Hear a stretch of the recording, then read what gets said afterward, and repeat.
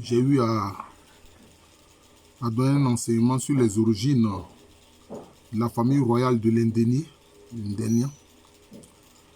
Je compte poursuivre et parler maintenant des origines de la famille royale Bron-Diamant ou Abron.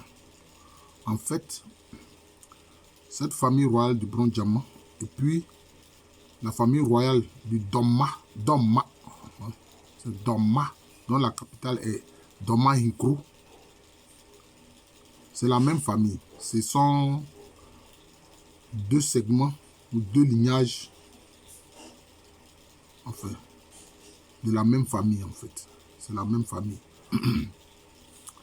Alors, eux, d'où ils viennent? Bon, vous savez qu'en général, tous les êtres humains viennent de la vallée du Nil et de l'Omo. Hein. C'est là-bas que l'être humain véritable, l'Homo sapiens sapiens, est apparu. Voilà. Alors, ils étaient dans le Bono. D'ailleurs, qui correspond au Bronga Afo. C'est dans le Bono.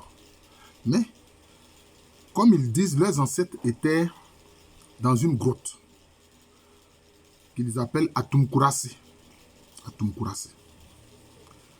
Et aussi, ils ont séjourné de la grotte d'Atumkurasi, ils ont séjourné à Botomfu. Le fait qu'il s'appelle Botomfu, cela veut dire qu'il pratiquait la forge. C'est-à-dire qu'il connaissait le métier de la forge. Et puis, donc, ils ont participé à l'érection du royaume Bono, qui se met en place dès le 5e siècle après Jésus-Christ. Dès le 5e siècle après Jésus-Christ. Voilà. Mais on constate que entre le 10e siècle et le 11e siècle, cette famille qui est de clan Aduana Abrade. Le clan Aduana Abrade ou le matriclan Aduana Abrade, c'est le clan qui a pour symbole le chien et le feu. Voilà. Leur symbole, c'est le chien et le feu. D'ailleurs, ce clan, on le trouve chez d'autres Akans, sous d'autres dénominations. C'est ce clan, en fait, qui est devenu un peuple nombreux, qui chez les Agnis est appelé Ahua. Et aussi Sawa. Voilà les deux branches. Aduana Abrade. En fait, les Aduana, ça correspond à Ahua. Et puis Abrade, ça correspond à Sawa chez les Agnis. C'est le même clan. Hein, c'est le même clan. Chez les Nzema, c'est Ndouafo. Et dans les Ndouafo, il y a Ahua et puis Azawa. Voilà. C'est ce clan-là que les Hébreux et les Tchama appellent Badoma. Ba, c'est le chien. Chez les Aladians, ce clan est appelé Nantou au coin. Nantou au coin. Donc, ces Aduana Abrade et principalement le clan Abrade, voilà, avec à la tête un de leurs ancêtres qu'on appelle Adjen Kokobo. Adjen Kokobo. C'est lui qui quitte donc la zone du Bono, donc de Botumfo, où il pratiquait la forge. Il quitte là et il part à l'aventure. En fait, il descend beaucoup plus au sud. Il descend beaucoup plus au sud. Et dans une zone qui n'est pas loin des terres Fanti, il crée un royaume. Il crée un royaume. Ce royaume s'appelle Tuifohiman. Tuifohiman. Alors, ce nom est très expressif parce que Tuifo, ça veut dire ceux qui parlent la langue Tui. C'est pour ça que quand on veut faire de la danser le seul berceau de la langue Tui, en fait, je peux dire, voilà, oui, c'est ça, le seul berceau. Ils disent que c'est là que ça a commencé. Ils disent non, il n'y a pas que là. Parce que les Abradés, quand ils créent leur royaume, ils l'appellent Tuifohiman. Voilà. C'est-à-dire que ceux qui parlent Tuifohiman, ça veut dire le pays du roi. C'est-à-dire Orhinemai, c'est-à-dire le pays du roi. Et ils ont créé le Tuifohiman, qui est un royaume important. C'est un des royaumes importants de l'histoire des Akans. Mais ce royaume qu'il crée entre le 10e et le 11e siècle, le cinquième roi de Tuifohiman, qu'on appelle Otumfo Asare. Curieusement, alors qu'il était encore régnant, on ne sait pas ce qui s'est passé. Est-ce qu'il était mécontent de ses notables, etc. Il part à l'aventure avec certains guerriers, avec une partie du peuple. Il part à l'aventure. Et il se dirige vers l'Est. Il se dirige vers l'Est. Et il va dans une zone qu'on peut dire être à 150 ou 200 km au nord-ouest de la région actuelle d'Accra. Au nord-ouest de la région actuelle d'Accra. Et là, il crée un royaume qu'il va appeler Asare Mankese, c'est-à-dire le pays puissant, le pays fort d'Asare. C'est comme ça qu'il a créé ce royaume-là, dans cette zone. C'est comme ça qu'il a créé ce royaume dans cette zone. Alors, la création de ce royaume dans cette zone, on peut situer ça autour du... entre le 14e et le 15e siècle. Entre le 14e et le 15e siècle. Et puis par la suite, ses successeurs vont donner un autre nom à ce royaume-là. Ils vont l'appeler Akwamu. Akwamu, cela veut dire dans les guerriers. Voilà. Akwa, guerrier, mou, dedans. Dans les guerriers. Voilà. Donc, le royaume de Asare Mankese change de nom. Ça prend le nom de Akwamu. Et le royaume Akwamu va être un royaume très puissant.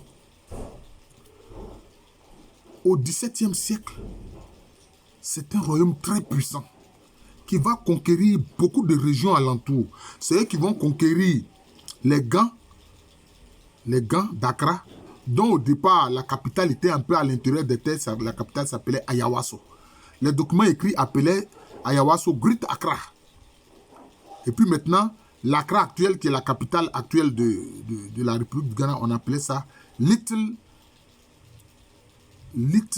Accra. C'est-à-dire Petit Accra. Cela a trompé certains auteurs qui pensent que c'est Little Accra qui était Grand Accra. Non, parce qu'aujourd'hui c'est devenu la capitale du Ghana. Non. La capitale s'appelait Ayawaso. C'est là-bas qu'était le roi des Gans. Et ils ont conquis toute la basse vallée de la Volta. C'est-à-dire la région où on a les Gouans, il y a des Gouans Tchempon, il y a des Gouans Akpafou, il y a les Akpafou, et puis aussi ils ont conquis la région qui est à l'ouest de la zone d'Accra, notamment le royaume de Aguna Nsaba. Le royaume d'Aguna Nsaba. Toutes ces zones-là, les Akwamu les ont conquis. Ils sont même allés, ils ont passé la Volta, ils sont allés même dans la zone de Peki et Kripi où ils ont mené des incursions et ils ont eu à dominer la zone où se trouvaient d'ailleurs des évêques. Donc ce royaume est devenu un royaume puissant.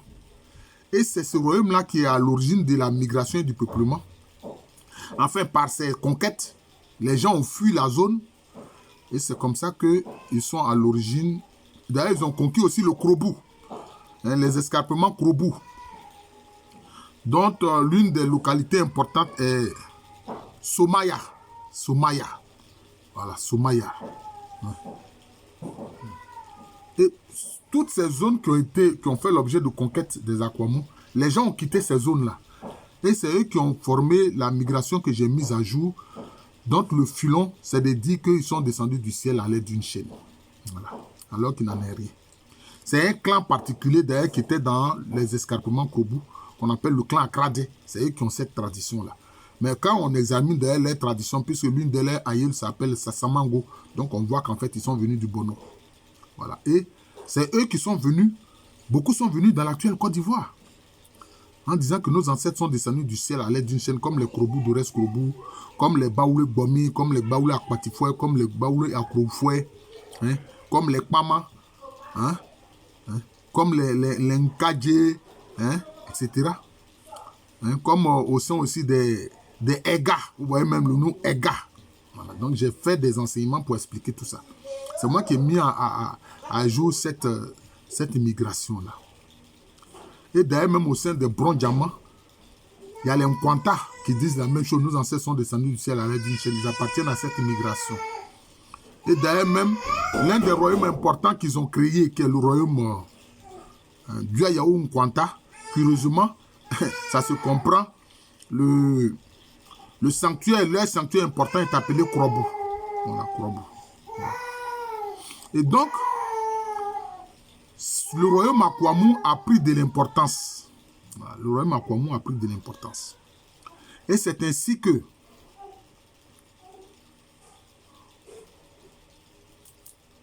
un peu après la première moitié du XVIIe siècle, il va y avoir un conflit interne concernant la succession d'un de leurs grands rois qu'on appelle Ansa Sassarakou. Et c'est ce même lignage royal-là, hein, Ansa Sassarakou. Et ses successeurs, il y avait deux jumeaux potentiels. Il y avait Atakura Maniampon, qu'on appelle Atakuma, c'est-à-dire le jumeau cadet. Et puis maintenant, il y avait Atapagny. Alors, donc au niveau du conseil du trône, ils ne se sont pas entendus. Ils ne se sont pas entendus et il y a eu donc des divisions. Et finalement, c'est Atapagny qui a été choisi. Mais on verra qu'en 1730, il y a une coalition des Akim, Akim Abouakwa et puis Akim Kotoku, qui vont vaincre l'Akwamu.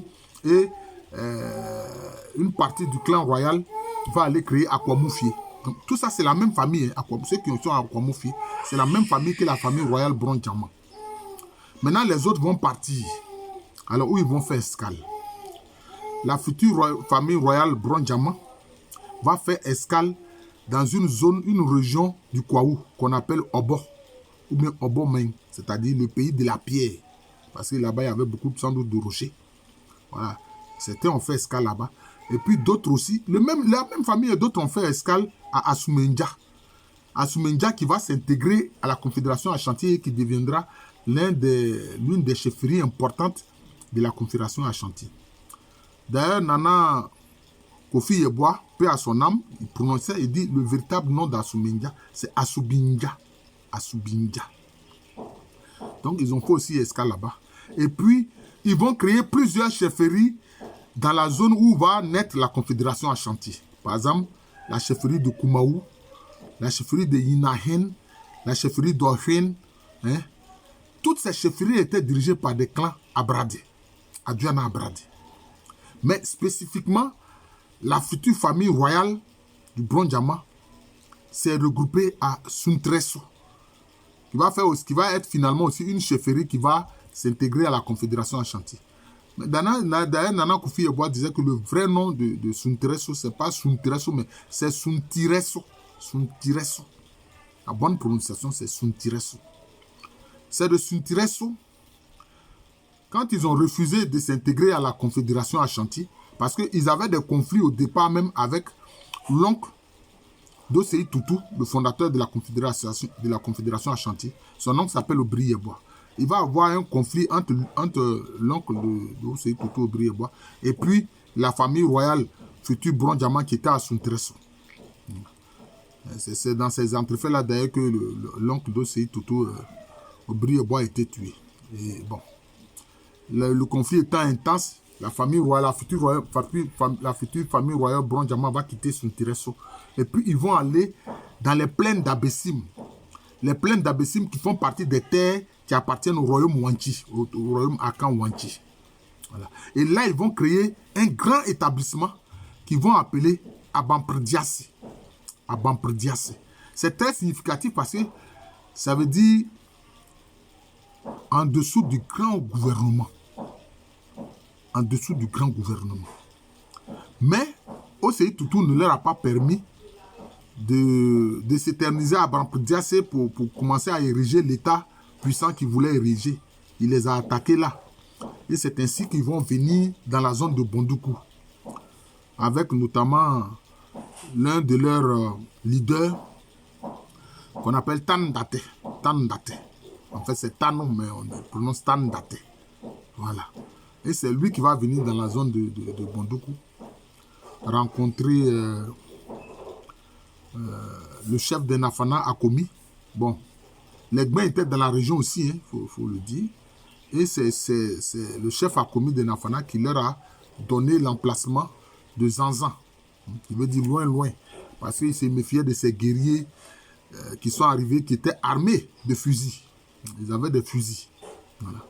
Et c'est ainsi que, à partir de Zanzan, ils vont commencer à ériger leur royaume, ce qui va devenir le royaume Bronze-Diamant. Et puis après tant d'attentes, c'est son frère Adigrampagne, Brafo Adigrampagne, qui va prendre le relais. Et d'ailleurs, la même famille royale va donner 2 lignages, issus de 2 sœurs. Mais c'est la même famille. D'ailleurs, quand le roi est du segment Zanzan règne, quand il décède, c'est justement le roi du son héritier est du segment Yakase. Mais en fait, quand un roi décède, chez les Akans, quand un roi décède là, c'est lui qui lui succède. En fait, c'est son héritier. C'est comme ça. C'est son héritier. C'est son héritier. C'est ce qu'on appelle Koliadja. C'est son héritier en fait. C'est comme ça. Donc l'héritier de Tandate, c'est Brafro Adingrapani, qui lui est du segment Yakase. Voilà, donc c'est comme ça. Donc voici les origines de cette famille royale-là.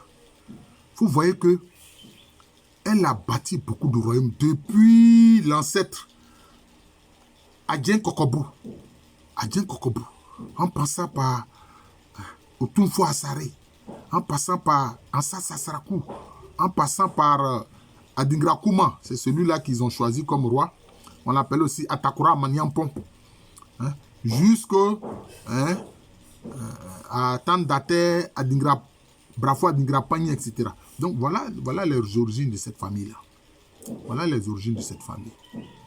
Mais, disons, au XVIIIe siècle, il y a un des frères, justement, de la famille qui était frère de Abomiri. Parce que Abomiri, il a été vaincu autour de, disons, 1740 par les Ashanti, notamment avec Opoku-Waré. Et puis, il y a un membre de la famille qu'on appelle Afari Koko. Il s'attendait à être celui qui va succéder à Abomiri. Voilà, mais ça n'a pas été le cas. Et finalement, c'est son neveu, qu'on appelle Yeboah Okuku Dabi, qui va finalement terminer le projet qu'avait commencé Afari Koko de créer lui-même son propre royaume, parce qu'il a été frustré de n'avoir pas été fait Djamahene, c'est-à-dire roi du Bronze-Diamant. Et c'est ainsi qu'il va créer le royaume de Domma. Domma. Parce que certains se trompent sur le sens de Domma. Souvent, ils pensent que ça veut dire Domma, ça veut dire que aimer son peuple, aimer son pays. Oh non, c'est Domma. Parce que quand il est allé dans la zone, il a commencé à faire les conquêtes. Il y avait certains de ces guerriers qui étaient restés à Suifri, dans le Bronze-Diamant. Et il a envoyé des délégations, leur dit de le rejoindre. Alors, cela tardait à venir. Il a dit Domma, c'est-à-dire que mon armée ne vient pas. Voilà. Et finalement, il est parvenu à créer le royaume de Domma, avec aujourd'hui pour capitale traditionnelle Doma Hinkro. Doma Hinkro. Voilà. Mais c'est la même famille en fait, c'est une branche de la même famille. Voilà. Donc c'est ça. Voilà l'origine de la famille royale du Bronze-Diamant. Du Bronze-Diamant. Mais dans leur cheminement, des membres du lignage sont restés dans différentes localités, à Suminja, à Obomeng, etc. Et d'autres sont allés à Kwamoufié. C'est toujours les branches de cette même famille-là. Les branches de cette même famille. Voilà. Les Adiana Abradi. Voilà. Ce clan Adiana Abradi que les Zema appellent un Djoafou. Voilà. Le père de ma maman est de ce clan-là. Le vieux Nyamka Liman François, il est de ce clan. Voilà. Voilà. C'est ce clan-là aussi qui s'est... Par exemple, leur tabouret se trouve à Elogni, en pays Zema. Voilà. Ce sont des... chez les Zema, on dit Ndouafou, mais c'est les mêmes Adiana Abradi. Voilà. Ben, je suis le professeur Alou Kwame René. C'est avec humilité que je parle des origines des familles. Parce qu'il faut connaître aussi l'origine des familles. Hein? En Europe, là, les gens font... Il y a des biographes. Et puis, il y a ceux aussi qui retracent les origines des familles royales européennes. Nous aussi, nous devons pouvoir faire pour la même chose chez nous ici. Vous comprenez? On voit que cette famille, vraiment, vient de loin. Hein? Elle est là il y a longtemps. Hein? Depuis l'époque où les ancêtres étaient dans la grotte de Atumkurase. Vous voyez? Donc, c'est ça. Voilà. C'est le professeur Alou Kwame René. Je suis de l'université Félix Houphouët-Boigny. C'est en Côte d'Ivoire, un pays situé en Afrique de l'Ouest.